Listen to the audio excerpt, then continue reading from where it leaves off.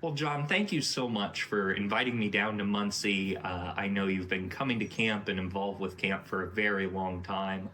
So, you said you first came to camp in 1947, you think? It was 47 or 48. I was in what in those days was called the intermediate camp. Okay. And that's when Becker was the center of the world. Mm-hmm. And there were two rows of cabins that went out straight in that pathway that you kind of see there. Yeah. And I was clear down by Jacob's Well in Bidewee. Okay. And I had a cabin father by the name of Scotty, sweetest little guy from up north. We had a rambunctious group, if you ever saw. I think there were 12 of us in that cabin. And I forget the guys that did the plan, but we got bottles of pop. In those days, you had bottles of pop. Yeah. Tied them with string, snuck them out through the upper above, lowered them into Jacob's Well to keep them cool. Then at night, when everything was beginning to quiet down, there would be bang, because you'd be pulling the string. Mm-hmm. The pop had come up out of Jacob's Well. How we kept from breaking them, I have no idea. But they hit the side of the building, and this guy was kind of an entrepreneur of sharpness. Said, because Scotty said, "What was that?" He said, "Oh, don't worry," said Cabin Father, "it's all right. That's just bats. They're flying into the side of the building." So that's how we did our pop drink. Then we won almost everything. We had one guy by the name of Slim, who wasn't slim, Yeah. but loved to play tennis. We had a tennis tournament. He was probably the best tennis player ever. He won that. We won the softball tournament. We won everything. we just had fun. But I'd seen Scotty years later and said, "Do you remember all that?" And he said, "Oh, do I remember you guys?" We weren't mischievous, we were just ornery. Yeah, yeah. Because intermediate camp, that was like middle school age, right? You're about 10, 11. Okay. It'd be more like what is Seekers? Yeah, yeah. Okay. We, I always get the order mixed up. well, hey, and they were separate camps. There weren't Yeah. girls Mhm. and boys together. Okay. You had boys camps, you had girls camps. Yeah, We had a big camp. I forget, there was probably 150 some guys, and yeah. we were up on Vesper Hill, and they were trying to educate us into many things. And, Yeah. And Did they succeed? they did. Good. I'm amazed at how many leaders came out of that group. Yeah. They were leaders. Yeah, definitely. So, obviously, you've been to many campfires over the years. Do you have any favorite camp songs? You know, one of the songs that I used at a junior high camp, Mm-hmm. because I had one of my girls from Anderson was in that camp. Her dad was a psychologist, John Winger, Okay, yeah. and she was there, and we used. I'd been listening to a lot of Gaither music, and he had written, and he and Gloria, I think, had written up a song called "Loving God, Loving Each Other." When Okay. I first heard that, I thought, that's a brethren song. 'Cause Yeah. It's teaching your love of God, the first commandment, and to love your neighbor as yourself. So we sang that over and over. I was in school, and she said, "I hate that pastor. I hate that pastor. I can't get that song out of my head." We sang it over and over and over. So it's it became kind of a favorite of that camp, even though they Yeah. all hated it. It stuck with them. It stuck with them. And I used to kid her and say, "Well, you still remember that?" "Oh, I remember that." She's got 2 kids, lives down in Florida now. So when a lot of people that I've talked to that know you remember you as a counselor or a team leader or director or dean or whatever the different verbiage is. When did you first start as a counselor at Camp Mac? When I was at West Manchester, Okay. I went. The first experience I ever had was with John and Mary Whitcraft. Mm-hmm. John and I had become friends, and Mm. when I was there at West Manchester, and he said, "You need to go to camp." I said, "Boy, I remember the great experience." So when you were a counselor at camp, you were usually middle school aged campers, right? I'll tell you why that stuck with me. Yeah. I went to Des Moines Okay. for a summer pastor. My first summer pastor was in Des Moines. Hmm. They wanted me to go to Pine Tree, which is the camp out there. Yeah, yeah. And I went to Pine Tree as a junior counselor. I was never so tired in all of my life. Juniors were just not my cup of tea. They Yeah. want you to do everything for them, and the experience I had with junior highs was fun. We more like, you're a leader, and they're doing their thing. They're breaking out of the shell, and Yeah. they're not quite youth, but they're not a junior either. So. Mhm. And I loved the youth camp because of the youth council, which helped to plan it, and you just met with them and Yeah. poured out your ideas, and they said, I don't think so. Yeah. So I'm trying to think now of some of the various people who had you as a counselor, or might have been a counselor when you were a director. Val Klein, I know, speaks highly of you. Oh, bless her heart. She was one of the people that I baptized at the Anderson Church. She and her sister Laura. Yeah. And Val, the first time I remember seeing her, she came out the door and she was hiding her head. She just kind of stuck her hand. She was so shy. Oh. And she'd been in an accident, and she's got a scar. It's probably not as visible maybe now. But I remember baptizing her, and I said, "Val, you're going to be just great. You're going to be as good as Laura." No, I'll never be as good as Laura. But she went to Pendleton High School, and she became a mascot. The Pendleton Heights Arabian. She had this horse head and all that. And she could just be a different person, and it changed her. Yeah. And I remember I said, "You're called for pastoral ministry." And I just can't believe she's been up there. Oh, yeah. I don't know Forever. how long. As long as I've known her, she's been at Pleasant Chapel there. Let's see, who else? Greg Ferguson. Yeah, we've been with the camps for, I was trying to think what we could, Grand Camp. Okay, yeah. His mother was up there. Fun. Val took care of him at a junior high camp that I had. And he had problems, and she just loved him.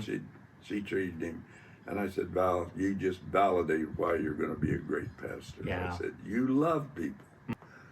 So you counseled many years, many campers. About how many years would you say you were a counselor? Oh, 25, Wow. 30 maybe. I don't know. So when you're a counselor, or even when you're a camper, there's some parts of the week that you're like, yes, I can't wait for to do this. And there are some other parts of the week that you're like, really? Like maybe the banquet that you talked about as a camper. So what were some of kind of your favorite parts of a week at camp? I think the campfires. I used to use kind of a preaching sermon to them, and one of them was the one that I liked the best was "You're standing on holy ground." Used the Moses story of God, and said, "You don't realize that you've walked all over this camp. You've walked where the great people of the Church of the Brethren have walked. You've slept where they've slept. You've eaten in the places." And it's a way of saying you have got to go on. You've got to pick up the mantle. It just can't be me. It just can't be your counselors. You guys have got to pick it up, and you got to go forward. And I remember I had a counselor by the name of Mike, and he said, how many times you preach this sermon? I said, every year. Yeah. And I enjoyed that because there's often a lot of commitments. And it's amazing to me, these kids grow up and then they see me at conference or something else and they say, do you remember that night? You impressed me. Yeah. I said, well, I think the good Lord impressed you. Well, okay. So, in your time as a counselor, and you were also a director then, right? Yeah, I directed a lot of camps. Yeah. What was it like going from being a counselor to being a director? Because they're very different. You know, I think because I'd been through seminary and had been hammered on by all kinds of people, you know, I never got too excited about much of anything. And I would try to say to the counselors when we'd have a meeting on a Friday night, because I always wanted to bring them all together, Yeah. meet on a Friday night, get things squared away on a Saturday, and be ready for them to come on Sunday. And I said, you know, you can have all the degrees in the world, you can have everything else, but I said, you know, if you really want to be doing the Lord's work at camp, then you got to love these kids. If you can't love kids, then you oughtn't be here. And that means that you've got to breathe deeply sometimes. Yeah. Guys, they were just mischievous, beyond mischievous. They're just getting in one scrape after another. And I had said to them at one of our morning sessions or something, you know, there are consequences up here. Nobody ever is punished at camp. We don't punish people. But some of you, I have a feeling, are going to be working for the Lord. And they said, what's that? I said, you don't want to know. So I talked with Mike and I said, Mike, what have you got that you need done? He said, well, we need a lot of that firewood moved so we can fix it. I said, I think I'm going to have some people that'll help you. And why that came to me, I have no idea, outside to say it was the Holy Spirit. And so those kids, well, then what happened was it turned out that there were other kids who were they were wanting to do something different. Yeah. And so they'd say, well, we want to work for the Lord. I said, oh, okay. One thing leads to another, leads to another. But then there's, you know, like Labor Day. We used to have that. There's retreats. I've been at the seasoned citizen camps, I don't know how many times. And the Camp Mac Festival, and just junior high camps and youth camps. And I remember in the seasoned citizens camp where one of the gals from the Marian Church was there, and we would spend a lot of time playing double 12 dominoes. Oh my gosh. And spoons. Yeah. And how much fun that was. I just think that, you know, the institutions may survive the church. And that's great. Yeah. Because the thing that they're teaching is the basic of the Bible, which is community. And, you know, for a week you can have a community of love. And maybe it's enough, maybe it isn't. But it's a sure-fire effort to try to ensure that the message of peace and love of Jesus is there. And I know Gene's thing here about the fruit of the Spirit. Yeah. Because when I first heard it, I thought, why are they singing a song about fruit? And I wasn't paying enough attention. Then I began to pick it up and said, yeah, they're parallel in this thing. Yeah. Yeah, and that's one that especially the younger campers really enjoy because there's so many motions with it that it's fun. Every experience I've ever had at camp has been fun. I will admit that when I would come home from a week, I would think, I know why I don't do this 24/7. this year, our Giving Day specifically is to raise money because we had a lot of power outages last year. And that means no kitchen, no running water, not a good situation. We have no power. So, do you remember any power outages at camp? And how did you get through them? They didn't last too long. They were able Oh, to good. get parts in Yeah. and to fix things, Mm-hmm. but they kept coming up with it. And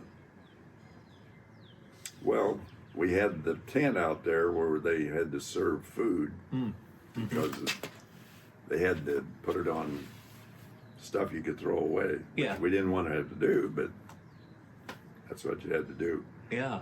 And I thought back, well, there was a time, but if you didn't have water, it made it difficult. Mm-hmm. Mm-hmm.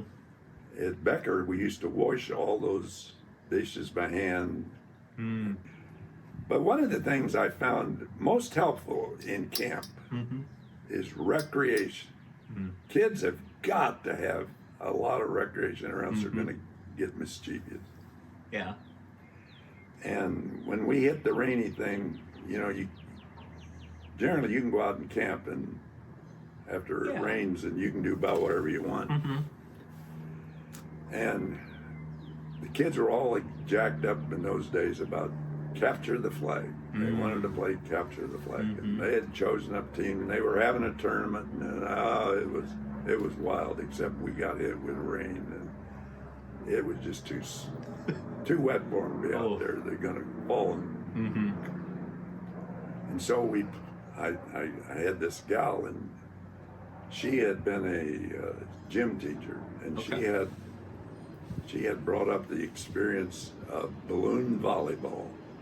Oh, that sounds So fun. it was neat. She had a bunch of balloons. She blew them up, and we had them on both sides. And they had to get on their knees. They played on their knees. They couldn't be standing. Uh-huh.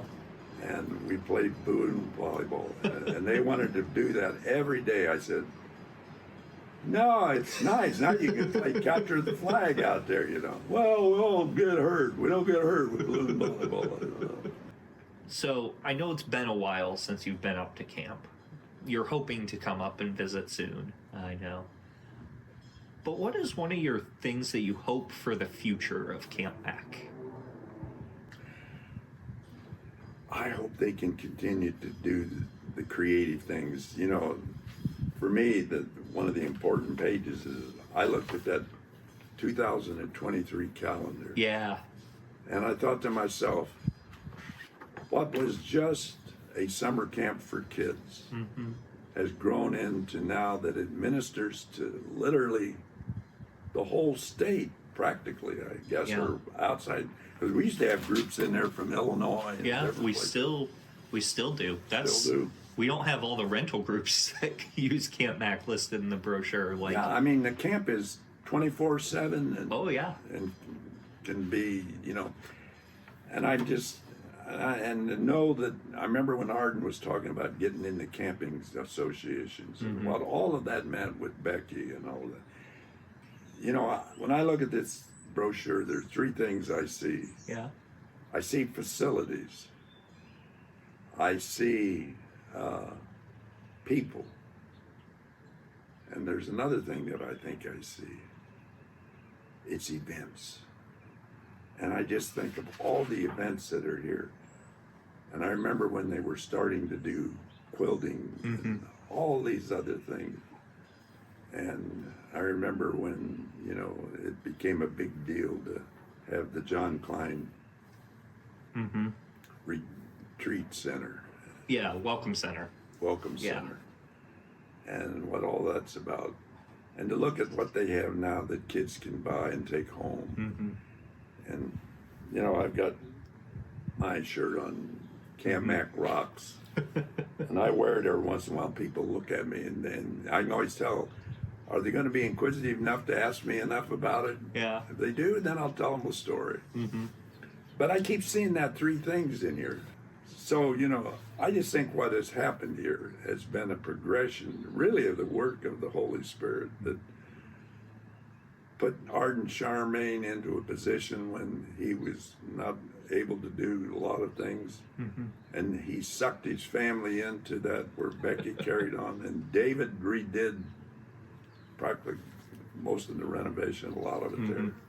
Arden was the architect who could see and could believe. But if camp means anything, right, that picture says it all. Yeah. Well, based on so many conversations I've had with others, they remember you as well and speak very fondly of your leadership and your presence as well. So, from all of us at Camp Mac, thanks for sharing for Giving Day, but also thanks for all you've done for the mission and ministry of Camp Mac. Well, all I can say is camp has given back more to me than I ever gave. Thanks so much, John.